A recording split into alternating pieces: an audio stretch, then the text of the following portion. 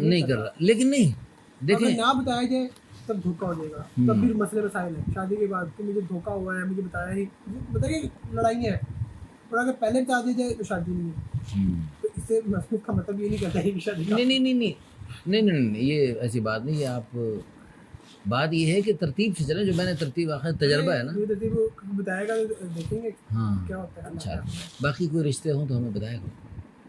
دراصل میں اس لیے کہہ رہا تھا ریکارڈنگ کا، میں ایک دفعہ نا میں ایک سفر کر رہا تھا، جماعتیں تھیں اس میں، ایک بس میں، تو اس میں راستے موٹر وے بند تھا تو رکے، اس میں 2 گھنٹے کی میری تقریر ہوئی اس مجمع میں. اس میں بڑے بڑے علماء بھی تھے، بڑے بڑے پرانے تبلیغی بزرگ بھی تھے.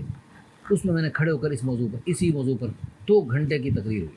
اس میں سوال جواب بھی ہوئے، اور ایسے بہترین سوال جواب، دلائل فضائل مسائل ہوئے کہ الحمدللہ سب کے دماغ روشن ہو گئے، اور سب نے نیت کر لی کہ انشاءاللہ ہم اب کوئی موقع ملا، یہ جو میں نے سوال جواب اب کوئی موقع ملا، یہ کوئی موقع ملا چھوڑیں گے نہیں، اب انشاءاللہ بسم اللہ پڑھ کے کر لیں.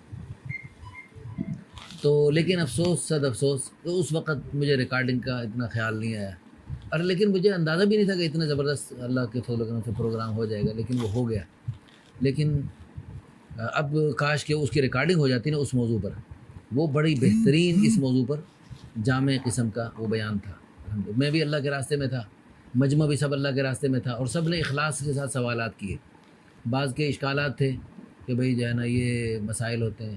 میں نے کہا مسائل تو پھر ایک شادی میں بھی ہوتے ہیں، مسائل تو شادی کے بغیر بھی ہوتے ہیں، اور دنیا ہے ہی مسائل کی آماج گاہ، دری دنیا کا سیب غم نہ باشد.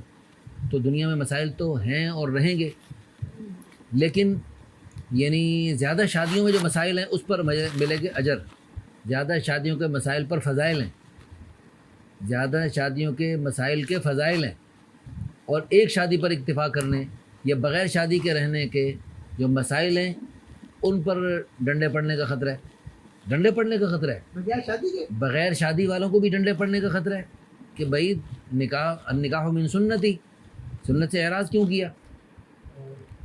اور تو اگر تو جو بے نکاح ہے، میں اس کو خطاب کر کے کہہ رہا ہوں، تو بے نکاح رہ کے ہو سکتا ہے تو تقوی کی وجہ سے اپنے آپ کو روزے رکھ کے اور احتیاط کر لے، لیکن تیرا دیکھی اور کوئی بے نکاح رہے گا، ہو سکتا ہے وہ تقوی کا اہتمام نہ کر پائے اور وہ بے نکاح رہ کر غلط راہوں پہ چل پڑے، تو اس کا گناہ بھی تجھے ملے گا. تو نے بے نکاح رہنے کا ماحول کیوں بنایا؟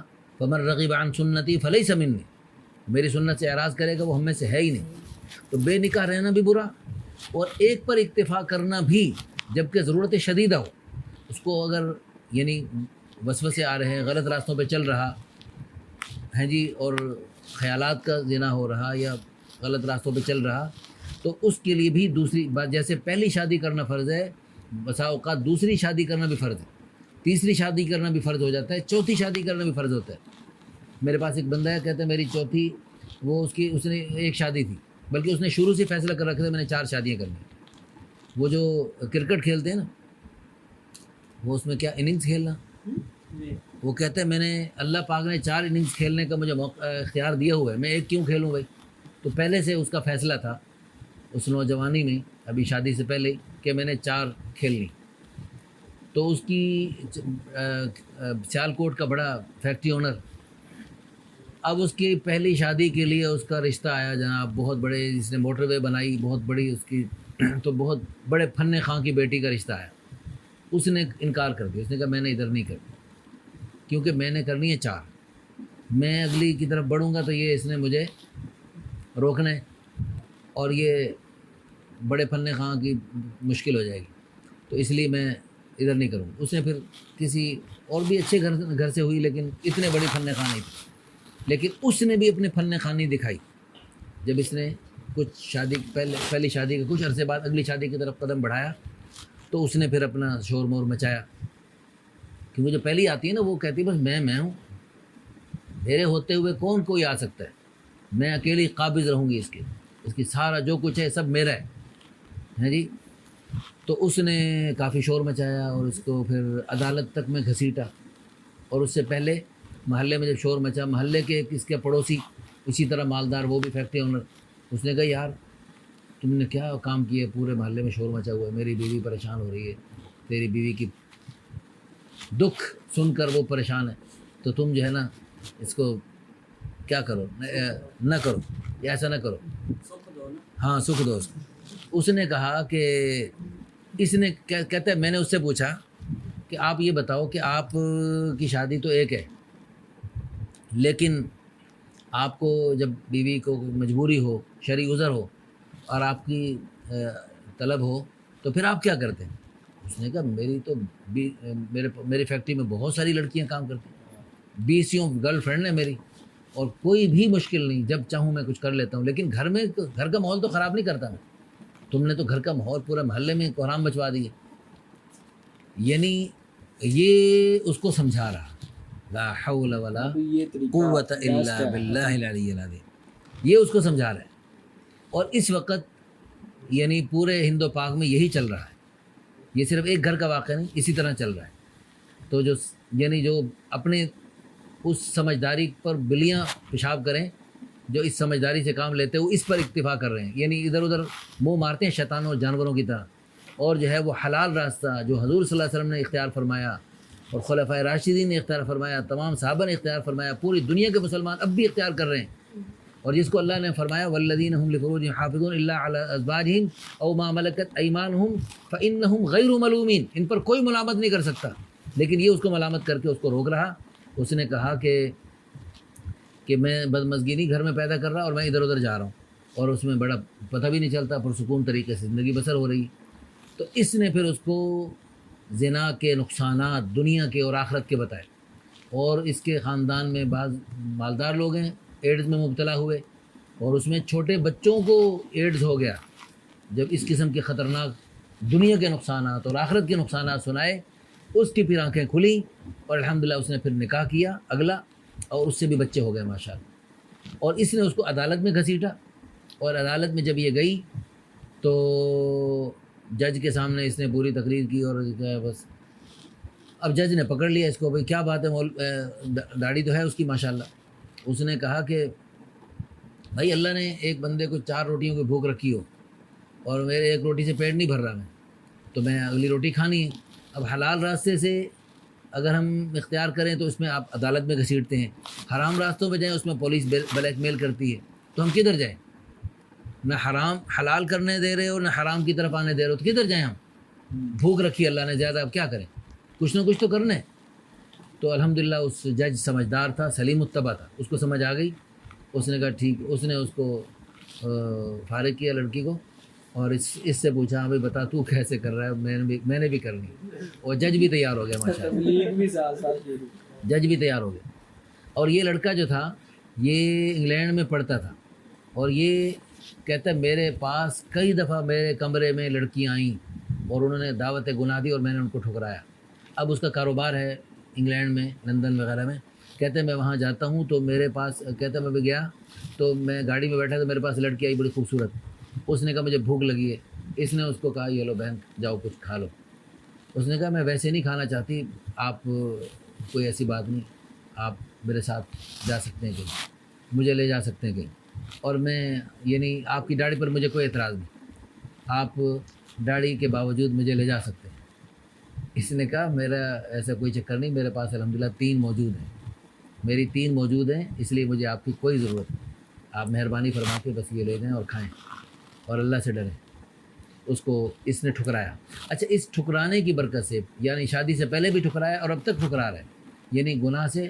اور اس نے یہ کہا جب تک میری ایک شادی تھی، شادی نہیں تھی تو بھی الحمدللہ بچ رہا تھا، لیکن جب شادی ایک تھی تو بھی وساوس آتے تھے، اور میں غلط چیزیں کبھی دیکھ بھی لیتا، نظر سے گزر جاتی تھی، اللہ معاف فرمائے۔ لیکن جب سے الحمدللہ دوسری تیسری شادی کی، الحمدللہ کافی حد تک مجھے سکون محسوس ہوا، اور اللہ پاک نے مجھے محسوس ہوا کہ واقعی اللہ پاک نے یہ جو زیادہ شادیوں کا اللہ پاک نے اجازت دی ہے، ایویں ہی نہیں دی، اللہ پاک نے اس مرد کو خود بنایا ہے، اس کی کیا ریکوائرمنٹ ہے اللہ سے بہتر کوئی نہیں جانتا۔ اور بھائی اللہ صرف جانتا نہیں، اللہ نے خود رکھی ہے، اللہ نے خود یہ رکھی ہے، یہ 3-4 کا اس میں مرد میں رکھا ہے اللہ پاک نے، دنیا کے ہر مرد میں رکھا ہے، چاہے وہ بڑے سے بڑا نبی ہو، بڑے سے بڑا صحابی ہو، بڑے سے بڑا ولی ہو، اللہ نے دنیا کے ہر مرد میں ایک سے زائد عورت کی خواہش رکھی ہے. اب اس خواہش کو پورا کرنے میں مردوں کی 4 قسمیں، یا تو حضور صلی اللہ علیہ وسلم خلفائے راشدین کے زیادہ شادیاں کریں، یا پھر شادی ایک کریں اور پھر شادی ایک کر کے غلط راستوں پہ جی چلتے رہیں، اور یا پھر شادی ایک کر کے غلط راستوں کا خیال آئے اس پہ صبر کریں، گھٹ گھٹ کے دب دب کے فوت ہو جائیں. اور چوتھا یہ ہے کہ شادی ایک بھی نہ کریں، ایسی غلط راستوں پہ چلتے جائیں مفت. تو یہ ان چاروں صورتوں میں سب سے بہتر، سب سے اعلیٰ صورت وہ ہے جو حضور صلی اللہ علیہ وسلم اور خلفائے راشدین نے اختیار فرمائی. تو یہ جو ہمارے ہندو پاک میں ایک شادی پر اکتفا کرنا ہے، اللہ کی قسم ایک دفعہ نہیں کروڑ دفعہ قسم اٹھا کے کہہ سکتا ہوں یہ اعلیٰ صورت نہیں ہے، یہ 2 نمبر صورت ہے. اعلیٰ صورت وہی ہے جو حضور صلی اللہ علیہ وسلم خلفائے راشدین اور تمام صحابہ نے اختیار فرمائی. اعلیٰ صورت وہی ہے. اور پھر دوسری بات یہ ہے کہ آپ تو پھر بھی یعنی گھٹ گھٹ کے دب دب کے مر جائیں گے، لیکن آپ کے لیے اللہ نے جو 3-4 بنائی ہیں جو غلط راستوں پہ چلنے پہ مجبور ہیں اور وہ جو ہے نا غلط گناہوں کی دلدل میں دھنس رہی ہیں اور ڈوب رہی ہیں، اور وہ کہہ رہی ہیں بچاؤ بچاؤ بچاؤ، ہم ان پر جو ہے نا وہ ان کے جو ہے نا ان کو ویڈیو بنا کے تماشا دکھا رہے ہیں ساری دنیا کو، اور ان پہ ترس کھا کے ان کو ڈوبتوں کو بچانے کی کوشش نہیں کر رہے. تو یہ بھی بہت بڑا ظلم کر رہے ہیں. تو اس لیے جو شادی جن کی اب تک نہیں ہوئی وہ بھی توبہ استغفار کریں، اور جن کی ایک ہوئی ہے وہ بھی مزید آگے بڑھنے کی کوشش فرمائیں اور اللہ تعالیٰ سے دعا کرتے جائیں. اللہ پاک اس میں آسانی اور عافیت کے ساتھ آپ کے لیے اس راستے کو آسان فرما دے. اور کوئی مشکل نہیں ہے کہ آپ جو ہے نا اتنا گھبرا جائیں کہ کیسے ہوگا اور کیا ہوگا. کچھ بھی نہیں ہوگا. اللہ پاک کی مدد آپ کے ساتھ ہوگی ہر اعتبار سے. ہر نئی شادی کے بعد اللہ پاک آپ کو ہر اعتبار سے مدد فرمائیں گے، مالی طور پہ بھی، جسمانی طور پہ بھی. اللہ پاک آپ کو آپ کی مدد، المعون بقدر المعونہ، جتنی بڑی اپنے اوپر ذمہ داری لیں گے اتنی بڑی اللہ پاک آپ کی مدد فرمائیں.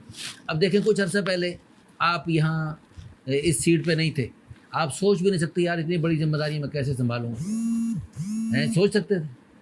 لیکن اب اللہ پاک اب آپ کے سر پہ ذمہ داریاں آئیں. المعون بقدر المعونہ، جتنی آپ نے اپنے اوپر ذمہ داری لی اتنی اللہ پاک آپ کو اب اللہ پاک آپ کی مدد فرما رہے ہیں. ایک نوجوان ہے، جب تک اس کی شادی نہیں اس کو سمجھ میں نے شادی کیسے کرنی ہے. شادی ہوتی ہے تو اللہ پاک اس کے مطابق سمجھ دیتے ہیں، وہ 4-5-10 بچوں کو سنبھال لیتا ہے.